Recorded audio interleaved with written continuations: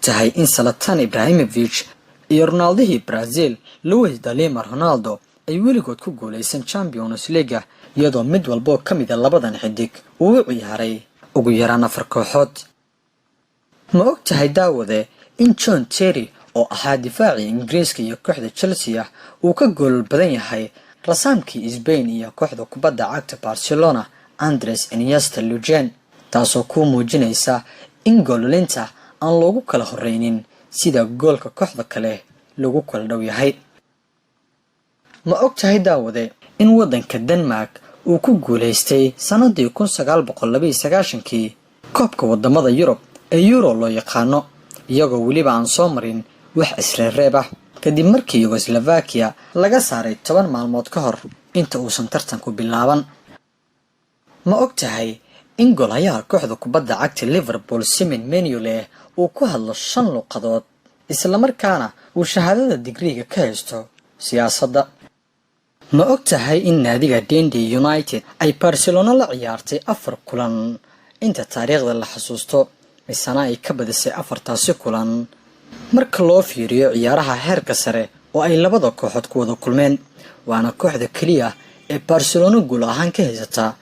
100%. Dundee United Football Club waa koox la aasaasay sanadii 1909 waliba bishii May 4teeda, waana koox Scotland ka soo jeeda oo halkaasi caan ka ah. ma ogtahay in laba xidig oo horyaalka Premier League ka ciyaaray ay rigoorayaasha ku dhalin jireen midig iyo bidix waliba ay ansixiyeen inta ugu badan, waxaana xidigahaasi ay kala yihiin Bobby Zamora iyo waliba Obafemi Martinez. ma ogtahay in halyeegii Manchester United ee Ryan Giggs uu yahay ciyaaryahanka ugu badan ee ciyaarta badal looga saaro in ka badan xidig walba oo kubadda cagta ah, waxaana uu diiwaanka ku haystaa in 134 kulan badal ciyaarta looga saaray. ma ogtahay daawade in Alaki Song xidigii hore ee Arsenal iyo waliba Barcelona uu walaal yahay 27 shakhsi, 17 waa dumar oo waa gabdho la dhashay isaga halka 10 kalena ay yihiin wiilal walaalihiisa. ma ogtahay in Wayne Rooney, Gareth Bale iyo Kevin Davies ay yihiin xidigaha kaliya ay u suura gashay in kulan qura ay gool dhaliyaan, gool caawiyaan, sidoo kalena ay shabaqooda gool soo taabsiyaan kal kulan oo Premier League ah.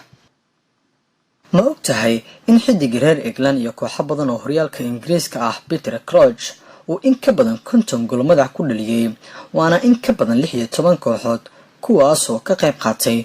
horyaalka Ingiriiska, sababtoo ah dhammaan xidigii kooxahaasi soo maray intaasoo goolba madax kuma aysan dhalin. ma ogtahay rikoorka uu haysto Cesar Azpilicueta kuwaasoo ay kula midaysan yihiin xidiga badan oo horyaalka Premier League soo maray, waana wax kaliya ay sameeyeen Cesar Azpilicueta xilli ciyaareedkii 2016-2017, Wes Morgan 2015-2016, John Terry 2014-2015 iyo Gary Plaster oo 1992-93 horyaalka Premier League ku lug lahaa, waana xidigo ciyaaray daqiiqad walba oo xilli ciyaareedkaasi ka mid ah kana saacideeyeen kooxoodii ay Premier League kor u qaadaan, waxaana Azpilicueta uu ku biiray sanadii 2016-2017 markii isagoo Chelsea ka tirsan uusan fariisan hal daqiiqo oo ka mid ah xilli ciyaareedkaasi, haddana uu koobka kor u qaaday.